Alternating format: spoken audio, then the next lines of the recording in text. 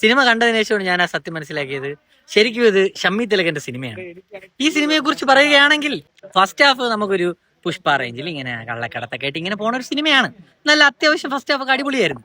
പിന്നെ ആ നടിയുടെ കുറെ അൽക്കുലാത്ത സീനൊക്കെ ഉണ്ടായിരുന്നു. ഓക്കെ, വൈബാണ്. പക്ഷെ സെക്കൻഡ് ഹാഫിലോട്ട് വരുമ്പം ഈ സിനിമ എങ്ങോട്ടോ യാത്ര ചെയ്തു പോയി. എങ്ങോട്ടോ വലിച്ചങ്ങ് ഇഴച്ച് 3 മണിക്കൂർ ആട്ടപ്പലൊള്ളി ആടി ആ തിയേറ്ററിൽ നിന്ന് ഇറങ്ങി വരാൻ പത്ത പാട്.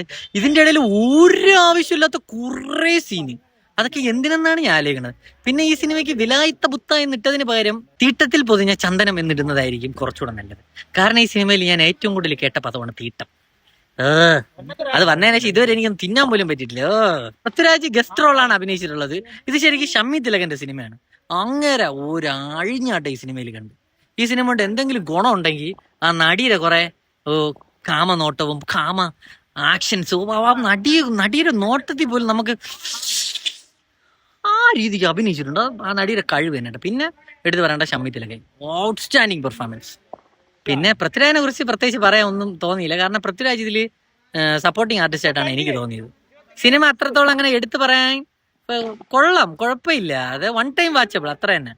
ഫസ്റ്റ് ഹാഫ് പിന്നും കുറെ കൂടെ നമുക്ക് എൻഗേജ്ഡ് ആയിരുന്നു. സെക്കൻഡ് ഹാഫ് ആയപ്പോൾ കുറച്ച് ഇങ്ങനെ പോയി.